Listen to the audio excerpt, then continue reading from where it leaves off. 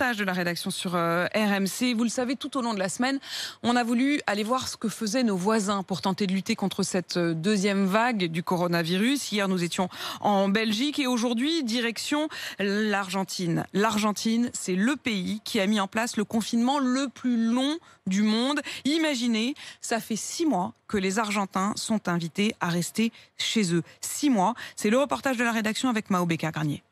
École fermée, interdiction de sortir un jour sur 2, pas de réunion familiale. Depuis 6 mois, Sandrine, française qui vit en Argentine, dans la région de Mendoza, a vu son quotidien transformé. Des restrictions prévues jusqu'au 11 octobre, mais la française est persuadée qu'elles seront à nouveau prolongées. C'est ça aussi qui révolte les gens, c'est que ça fait 6 mois qu'on nous demande de rester à la maison et qu'il n'y a aucune lueur au bout du tunnel, il n'y a aucune date de fin. Donc non, c'est plus tenable. L'incertitude est vraiment insupportable. Une situation difficile à supporter pour tous les Argentins. Conclusion, dans la pratique, elles sont de moins en moins respectées.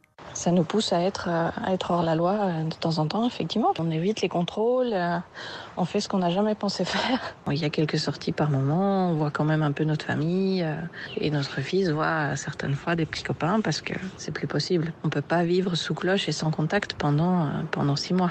Parfois, certains Argentins ne respectent pas les règles simplement pour aller travailler. Le travail au noir concerne près d'1 Argentin sur 2. Beaucoup n'ont donc pas accès à une protection sociale. Christophe Ventura est chercheur à l'IRIS et spécialiste de l'Amérique latine. Même dans ces conditions-là, beaucoup de gens préfèrent quand même aller travailler parce qu'ils considèrent que le danger pour eux entre, disons, la dimension sanitaire de contracter le virus et d'être malade et le danger de mourir économiquement est plus fort du côté de la mort économique. Et donc les gens préfèrent braver finalement la maladie plutôt pour essayer de continuer à avoir le revenu qu'ils estiment devoir gagner avec leur travail. Malgré des règles encore strictes, l'épidémie n'a jamais atteint un niveau aussi important dans le pays. En ce moment, plus de 10 000 nouveaux cas par jour en moyenne. L'infectiologue Javier Farina, membre du comité sanitaire consultatif du gouvernement, est favorable à un confinement plus sévère.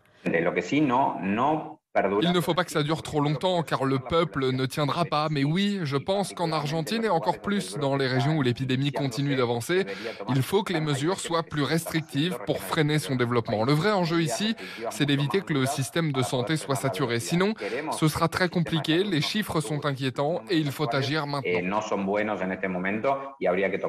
Samedi dernier, plusieurs centaines de personnes ont défilé à Buenos Aires pour s'opposer aux mesures sanitaires prises par le président.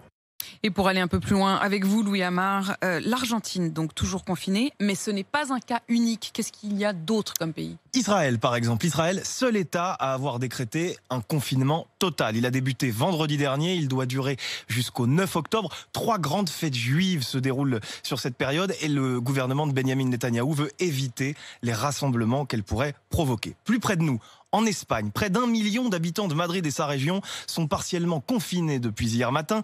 Plusieurs zones sont concernées, celles où le virus circule le plus. Les habitants ont le droit de sortir de chez eux, mais pas de leur quartier, sauf raison impérieuse. On retrouve ces confinements ciblés également en Chine, où les 200 000 habitants de la ville de Ruili, à la frontière birmane, sont bloqués chez eux depuis le 15 septembre. En Australie, où les restrictions de déplacement à Melbourne vont s'étirer jusqu'à la fin du mois, mais aussi au Pays de Galles, où un comté entier a bloqué les entrées et les sorties jusqu'en octobre. Et puis je vous rappelle ce concept belge hier de la bulle sociale dans laquelle on est censé se lever, ne voir que les mêmes personnes pendant des semaines. Visiblement, dans les faits, ça ne marche pas tout à fait. Mais enfin, voilà, on imagine presque une bande dessinée où ils sont chacun dans leur bulle. Merci beaucoup, Louis, pour ces précisions.